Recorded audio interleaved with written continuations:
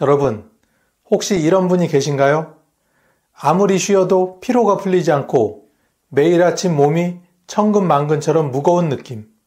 거울을 보니 눈의 흰 자위가 희게 반짝이지 않고 노르스름하게 변해 있는 것 같고 얼굴빛도 칙칙해져서 주변에서 피곤해 보인다는 말을 자주 듣는 경우, 밥을 조금만 먹었는데도 속이 더부룩하고 소화가 잘 안 되거나 이유 없이 다리와 발목이 잘 붓는 경우, 안타깝지만 이런 분은 이미 간이 지치고 망가졌을 가능성이 매우 높습니다. 간은 침묵의 장기라고 불립니다. 특별한 통증도 뚜렷한 증상도 없이 조용히 망가져 갑니다. 그래서 대부분의 환자분들은 건강검진에서 간 수치가 높다고 들었을 때야 비로소 문제를 알게 됩니다. 더 무서운 건 간은 그 기능이 70% 이상 망가져야 증상이 드러나기 때문에 몸이 좀 이상하다 싶을 때는 이미 늦은 경우가 많다는 사실입니다. 제가 이 채널을 운영하면서 받은 가장 많은 질문 중 하나가 나는 술도 잘 안 먹는데 왜 간이 안 좋다고 하냐는 겁니다.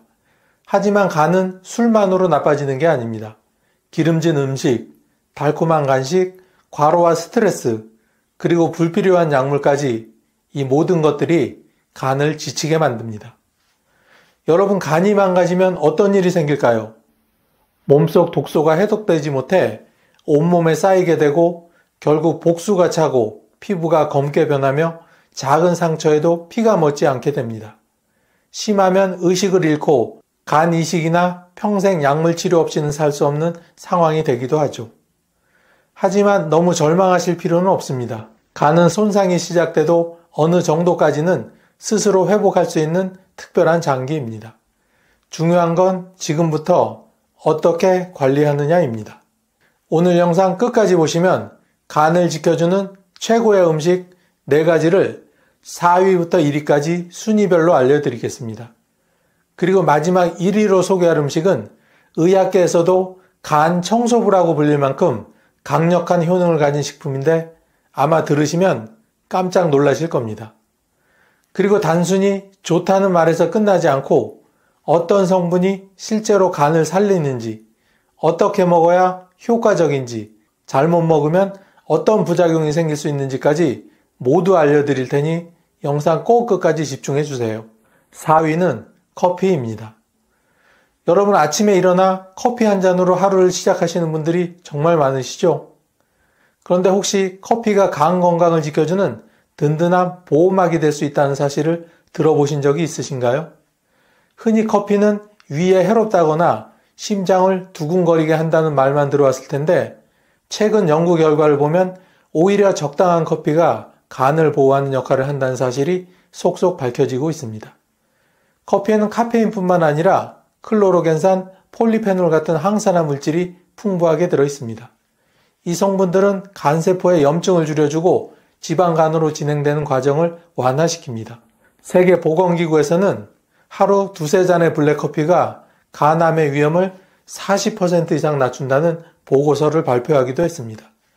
또 미국 국립보건원 연구팀은 커피를 꾸준히 마신 사람들이 그렇지 않은 사람보다 간 경변으로 진행될 확률이 현저히 낮았다고 밝혔습니다. 특히 술을 마시지 않아도 생기는 비알코올성 지방간에 효과가 있습니다. 나이가 들수록 기초 대사량이 줄고 활동량이 줄어 기름진 음식이나 단 음식을 조금만 먹어도 간에 지방이 쉽게 쌓이게 되는데 커피 속 성분들이 이 지방 축적을 억제해 줍니다. 실제로 건강검진에서 간 수치가 높다라는 말을 들어보신 분들이 많으실 텐데 이런 분들에게 커피는 단순한 음료가 아니라 치료와 예방을 겸한 보조제 역할을 해줄 수 있습니다. 그렇다면 커피는 어떻게 마셔야 좋을까요? 하루 2잔 정도의 블랙커피가 가장 이상적입니다. 설탕과 프림이 들어간 믹스커피는 오히려 지방간을 악화시킬 수 있으니 가급적 피하는 것이 좋습니다. 드립커피나 아메리카노 형태가 가장 좋습니다. 다만 공복에 마시면 속이 쓰리거나 위산이 역류할 수 있으니 아침 식사 후에 한 잔, 점심 식사 후에 한 잔 정도가 적당합니다. 원두도 너무 탄 것보다는 신선한 중배전 원두가 가장 적합합니다. 주의하셔야 할 점도 있습니다. 위염이나 역류성 식도염이 있는 분들은 공복에 커피를 마시면 증상이 오히려 악화될 수 있습니다. 또 하루 4잔 이상은 불면증과 심장의 두근거림, 심지어 골다공증의 위험까지 높일 수 있습니다. 혈압이 높은 분이라면 카페인 섭취량을 꼭 조절하셔야 합니다. 여러분이 그동안 습관처럼 마셔온 커피가 사실은 간 건강을 살리는 약이 될 수 있다는 사실 놀랍지 않나요? 하지만 아무리 좋은 것도 과하면 독이 됩니다. 양을 지키고 올바른 방식으로 즐기신다면 아침에 커피 한 잔은 여러분의 간을 지켜주는 든든한 동반자가 될 것입니다. 3위는 마늘입니다. 김치나 찌개, 불고기 거의 모든 음식에 들어가지만 단순히 맛을 내는 양념으로만 알고 계시다면 마늘의 진가를 잘 모르시는 겁니다. 마늘은 간을 지켜주는 강력한 천연 항생제이자 해독제입니다. 마늘 속의 대표적인 성분은 알리신이라는 물질입니다. 알리신은 간에서 해독 효소를 활성화시켜 우리가 먹은 음식이나 약물 속 독소가 빠르게 분해되고 몸 밖으로 배출되도록 도움을 줍니다. 또 마늘에는 셀레늄이라는 항산화 성분도 풍부하게 들어있어 간 세포가 손상되는 것을 막고 간 경변으로 진행되는 과정을 늦춰줍니다. 실제로 여러 연구에서 마늘 추출물을 꾸준히 섭취한 환자 그룹은 간 수치가 안정되었고 피 속의 중성지방 수치도 낮아졌다는 보고가 나왔습니다. 나이가 들면서 음식을 조금만 먹어도 속이 더부룩하다거나 건강검진에서 간 수치가 높다고 주의를 받으신 분들이 간혹 있으십니다. 이럴 때 마늘을 드시면 마늘이 간의 부담을 덜어주고 회복을 돕는 중요한 역할을 해줍니다. 하지만 마늘을 어떻게 먹느냐가 중요합니다. 알리신은 열에 약하기 때문에 생으로 먹는 것이 가장 효과적입니다.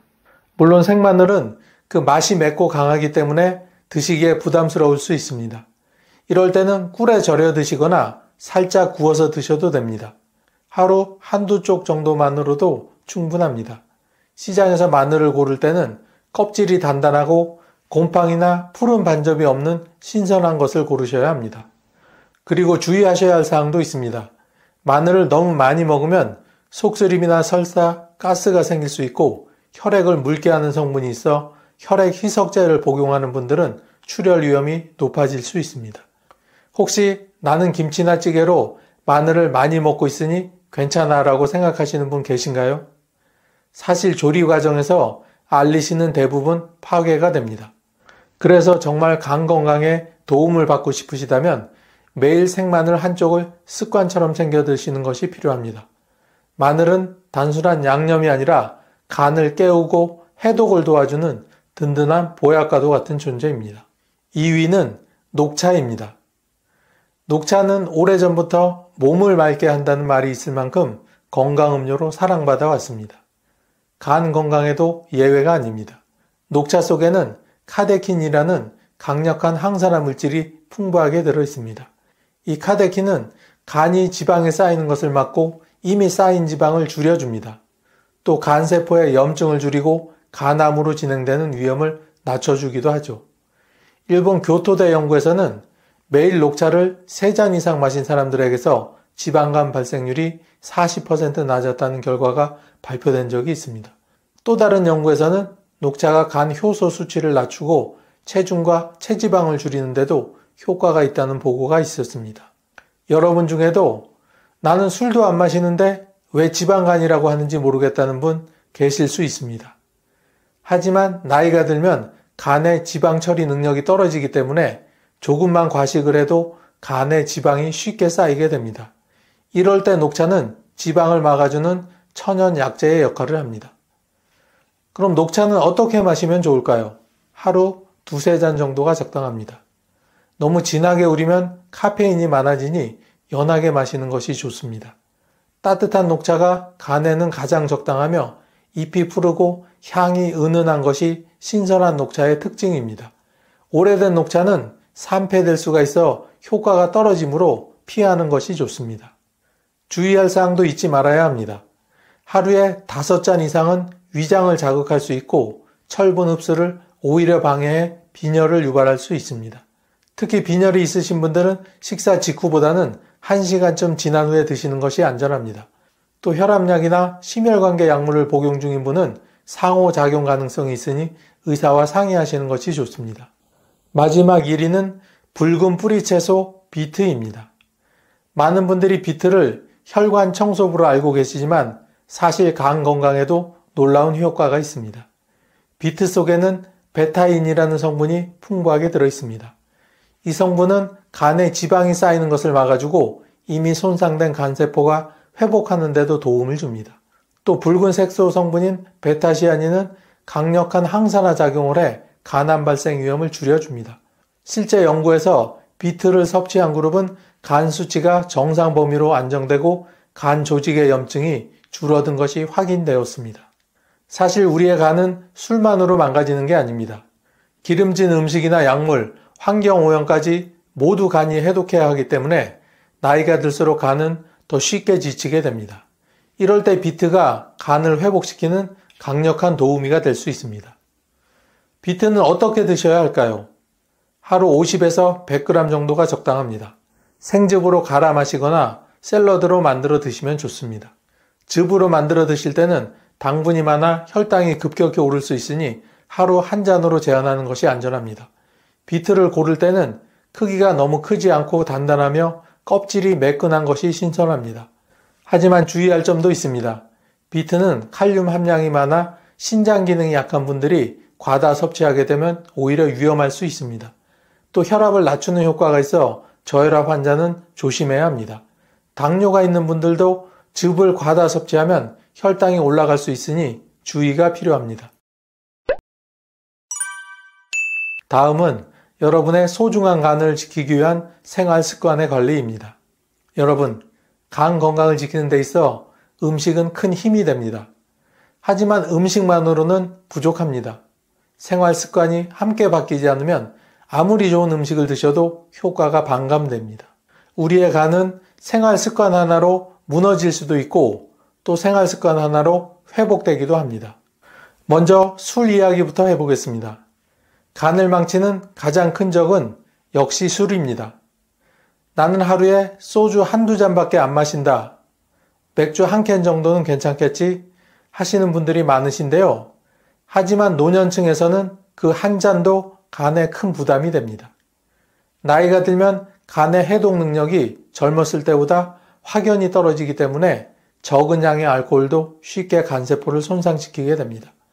실제로 술을 거의 안 하시는 어르신들이 간경변으로 입원하는 사례도 수없이 많습니다. 술은 간 건강을 위해서라면 줄이는 정도가 아니라 아예 멀리하는 것이 가장 바람직합니다. 다음은 약물과 건강보조제입니다. 몸이 여기저기 아프다 보니 진통제를 달고 사시거나 TV 광고를 보고 건강보조제를 이것저것 챙겨 드시는 분들이 많습니다. 하지만 이런 것들이 모두 간에서 대사되어야 합니다. 필요 이상으로 많은 약을 드시면 간이 감당하기가 힘들어집니다. 실제로 진통제 남용으로 인한 간 손상은 의외로 흔합니다. 건강보조제 역시 무조건 좋다고 믿기보다는 꼭 필요한 것만 전문가와 상의해서 드시는 것이 안전합니다. 좋은 게 좋은 거다라는 생각이 간에는 오히려 독이 될 수 있습니다. 음식 습관도 중요합니다. 햄이나 소세지, 라면 같은 가공식품은 포화지방과 첨가물이 많아 간에 큰 부담을 줍니다. 특히 라면 국물은 소금과 인스턴트 첨가물이 가득해 간뿐 아니라 신장까지 지치게 합니다.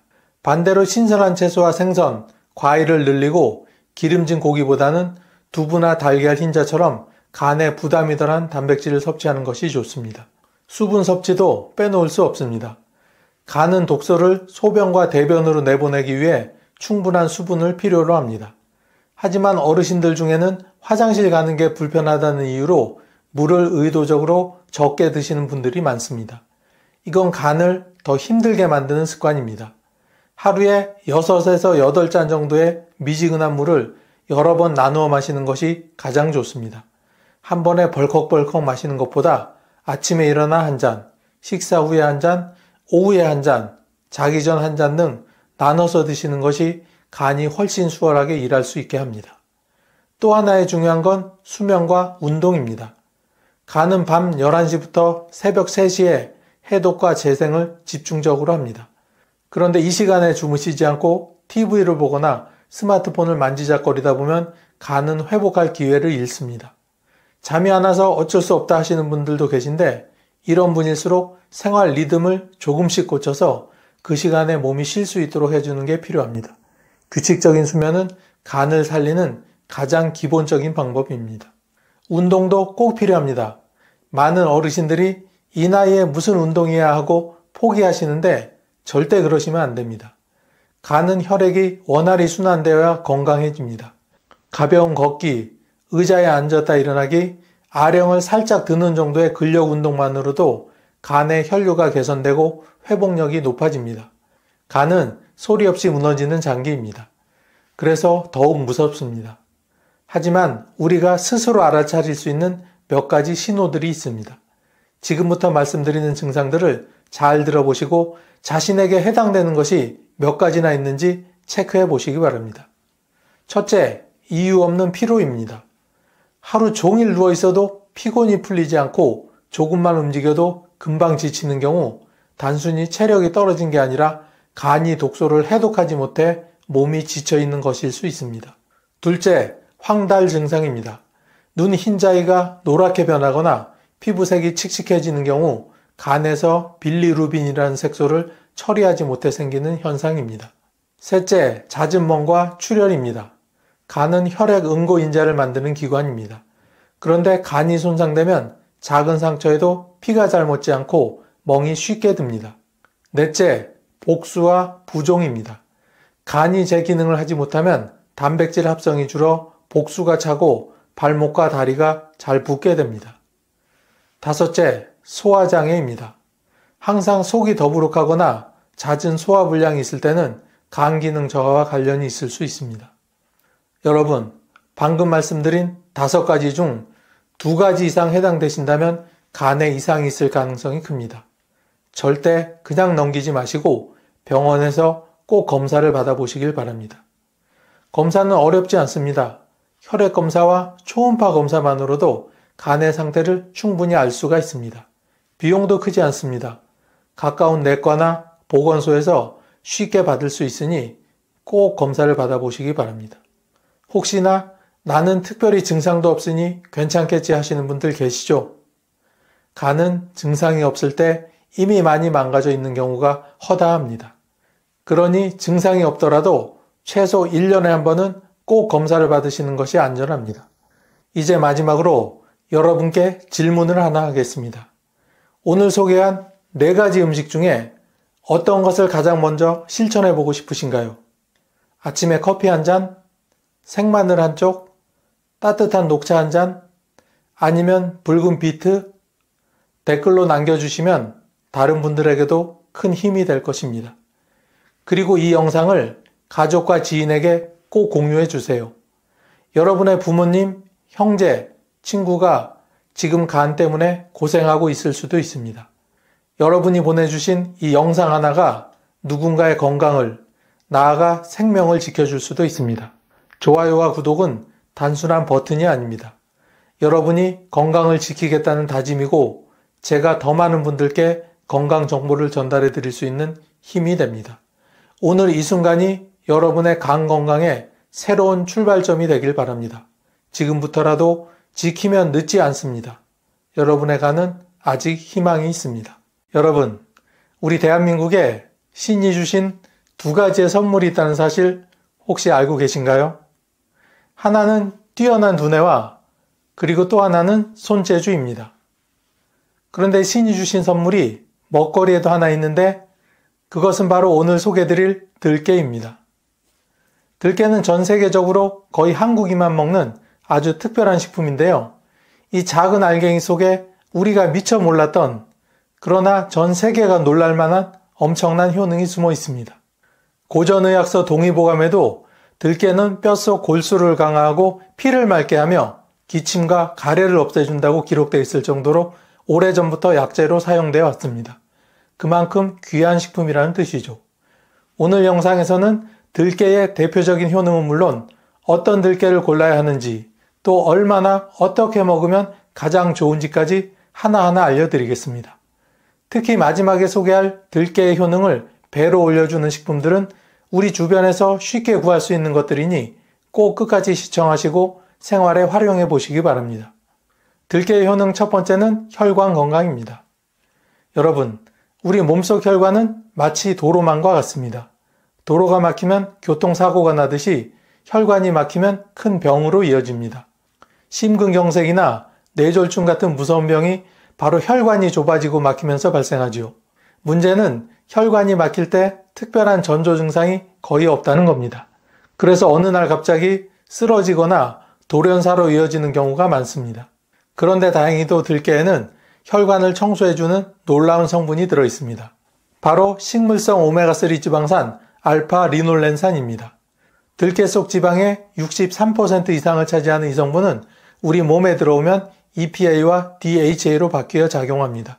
그중 EPA는 혈액을 묽게 하고 혈액 속 나쁜 기름기, 즉 중성지방과 나쁜 콜레스테롤을 줄여줍니다. 덕분에 혈관 속에 붙어있는 찌꺼기가 떨어져 나가면서 혈액이 술술 잘 돌게 되죠. 여기에 더해 EPA는 혈전, 즉 피떡의 생성을 막는 역할도 합니다. 혈전은 혈관 속 시한폭탄이라고 불리는데 언제 터질지 모르고 한번 터지게 되면 심장을 먹게 하거나 뇌혈관을 막아 반신불수로 만들 수 있습니다. 들깨를 꾸준히 섭취하면 이런 혈전이 생길 확률을 현저히 낮출 수 있다는 연구 결과도 나와 있습니다. 동의보감에도 들깨는 피를 맑게 하고 속에 독을 풀어준다고 기록되어 있습니다.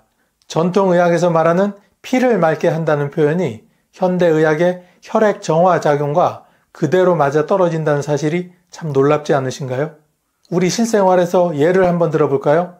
어떤 분들은 겨울만 되면 손발이 얼음장처럼 차고 밤에 잠을 자다가 쥐가 잘나서 고생을 하시는 분들이 계십니다. 그런데 이것도 혈액순환이 원활하지 않아서 생기는 증상입니다. 이런 분들이 들깨를 국이나 나물에 꾸준히 넣어 드시면 혈액순환이 개선되면서 손발 저림이 줄어드는 경험을 하실 수가 있습니다. 물론 좋은 음식도 올바르게 먹어야 그 효과를 본다는 점을 꼭 기억하셔야 합니다. 두 번째는 치매 예방과 두뇌 건강입니다. 나이가 들수록 가장 많은 분들이 두려워하는 질환 중 하나가 바로 치매입니다. 사랑하는 가족의 얼굴이 기억나지 않고 집 현관 비밀번호가 생각나지 않아 하염없이 문 앞에 서 있다고 상상해보면 얼마나 무섭고 서글픈 일인지 공감하실 겁니다. 들깨가 이런 치매 예방에 도움이 됩니다. 그 이유는 바로 들깨 속의 오메가3 지방산이 우리 몸속에 들어오게 되면 DHA로 변환되기 때문입니다. DHA 하면 참치 광고할 때 많이들 들어보셨을 텐데요. 이 DHA는 뇌세포막의 주요 성분으로 신경세포가 서로 신호를 주고받는 통로를 튼튼하게 유지해줍니다. 뇌세포가 건강해야 기억력과 집중력이 유지되고 새로운 정보를 충분히 저장할 수 있습니다. 실제로 한 연구에서는 오메가3를 꾸준히 섭취한 노인 집단에서 인지기능 저하 속도가 늦게 나타난다는 결과를 발표한 적이 있습니다. 또 미국 하버드 의대에서도 오메가3 섭취가 치매 예방과 뇌혈류 개선에 긍정적인 역할을 한다고 보고되고 있습니다. 특히 동의보감에도 들깨가 정신을 맑게 한다는 표현이 나오는데 지금의 과학적 연구와 비교해보면 옛 선조들도 이미 들깨가 두뇌 건강에 이로운 것을 체험으로 알았던 게 아닐까 싶습니다. 또 DHA는 뇌세포뿐 아니라 눈의 망막 구성에도 중요한 성분이기 때문에 눈 건강까지 지켜줍니다. 그래서 노년층에서 발생하는 급격한 시력 저하나 황반변성 예방에도 도움을 줄 수 있습니다. 세 번째는 뼈 건강입니다. 세월이 흐르면서 가장 많이 나타나는 변화 중 하나가 바로 뼈가 약해지는 것입니다.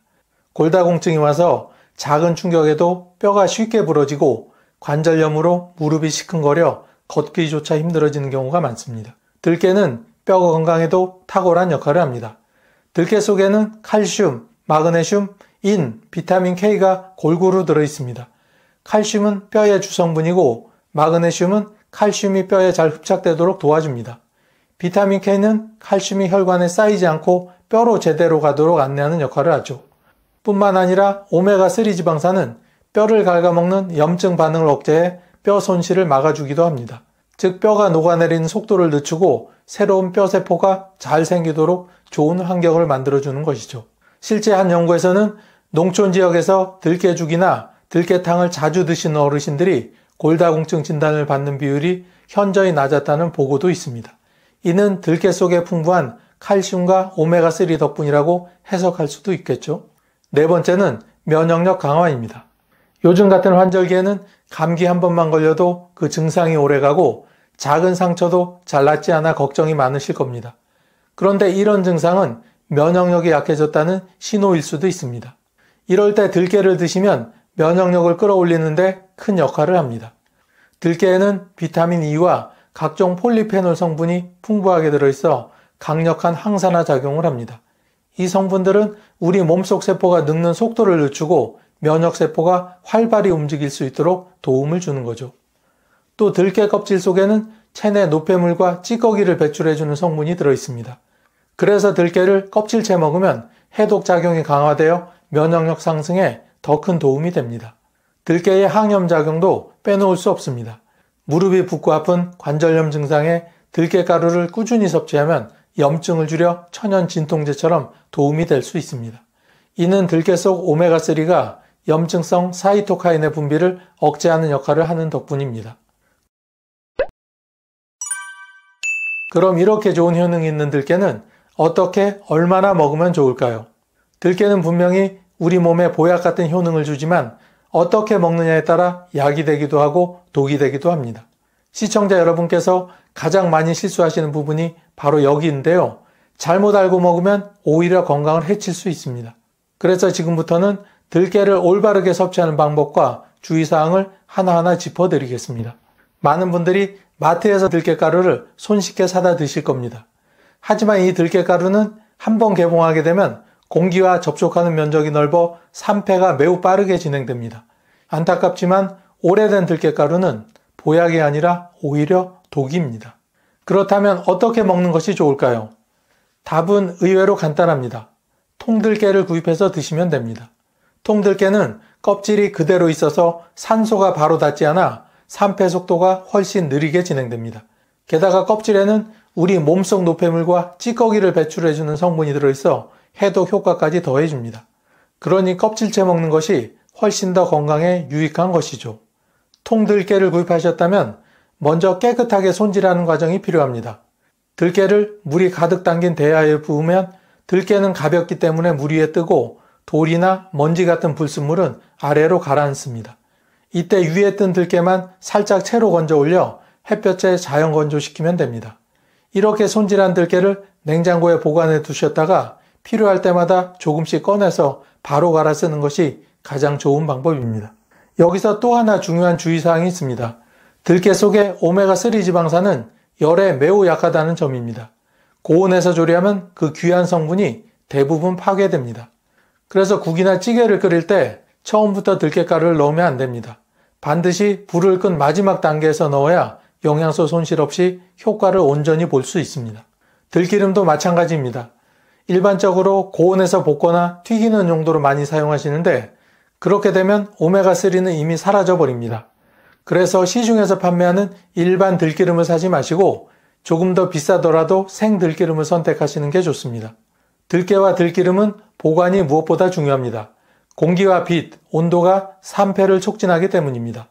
들깨는 가능하면 미리 갈아두지 말고 필요할 때마다 바로 갈아 쓰는 것이 좋습니다. 들기름은 반드시 냉장고에 보관하고 뚜껑을 닫아 공기 접촉을 최소화해야 합니다. 개봉 후에는 가급적 한 달 안에 모두 섭취하는 게 안전합니다.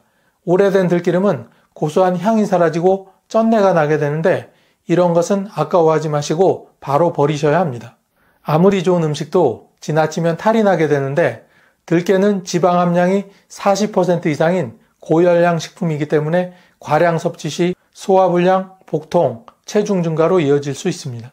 전문가들이 권하는 들깨의 적정 섭취량은 하루 2-3숟가락이며 들기름의 경우 하루 1-2숟가락이 적절합니다. 이 정도만 지켜도 우리 몸이 필요로 하는 오메가3 지방산을 충분히 채울 수가 있습니다. 좋다니까 많이 먹을수록 더 좋다라는 생각은 오히려 건강을 해치는 길입니다. 적당히 꾸준히 드시는 것이 최고의 방법입니다. 다음은 이런 들깨와 같이 먹으면 그 효능을 배로 올려주는 3가지 식품입니다. 첫 번째는 브로콜리입니다. 우리 몸에서 가장 중요한 장기 중 하나가 바로 간입니다. 간은 피 속에 있는 독소를 해독하고 우리가 먹은 영양소를 대사시켜 몸 전체에 에너지를 공급하는 공장 같은 역할을 합니다. 그런데 문제는 지방간이나 음주, 약물 때문에 간이 손상되면 피로가 쉽게 오고 면역력이 떨어지며 결국 큰 병으로 이어질 수 있다는 겁니다. 이럴 때 들깨와 브로콜리를 같이 먹으면 간 건강에 큰 도움이 됩니다. 들깨 속 오메가3 지방산은 간에 쌓이는 지방을 줄여주고 간 세포를 보호하는 역할을 합니다. 여기에 브로콜리에 풍부한 설포라판 성분이 간의 해독 효소를 활성화시켜 독소를 빠르게 분해하고 배출할 수 있도록 도움을 줍니다. 즉 들깨가 간의 벽을 튼튼히 지켜주는 방패라면 브로콜리는 독소를 쓸어내는 청소기 같은 역할을 한다고 보시면 됩니다. 실제로 해외 임상 연구에서도 브로콜리 섭취가 간 수치를 안정시키고 지방간 진행을 늦추는 효과가 있다는 결과가 발표되기도 하였습니다. 두 번째는 당근입니다. 눈과 피부는 나이가 들수록 가장 빨리 약해지고 불편을 느끼게 되는 부분입니다. 눈은 침침해지고 피부는 건조하고 탄력이 떨어지게 되죠. 이럴 때 도움이 되는 조합이 바로 들깨와 당근입니다. 당근 속에는 눈 건강에 좋은 베타카로틴이 풍부하게 들어있습니다. 베타카로틴은 체내에서 비타민 A로 변환되어 망막을 보호하고 시력을 지켜줍니다.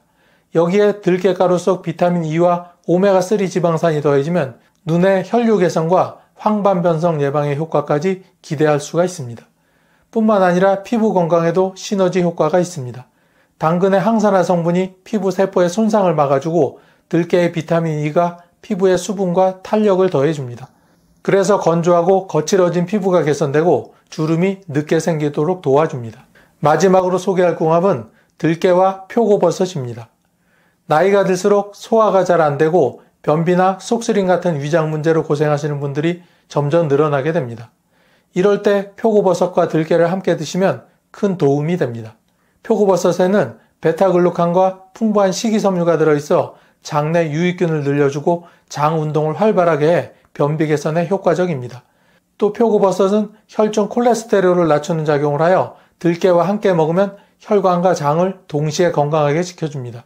여기에 들깨 속 오메가3 지방산은 위 점막을 보호하고 염증을 줄여 위염이나 위궤양 예방에도 도움을 줍니다.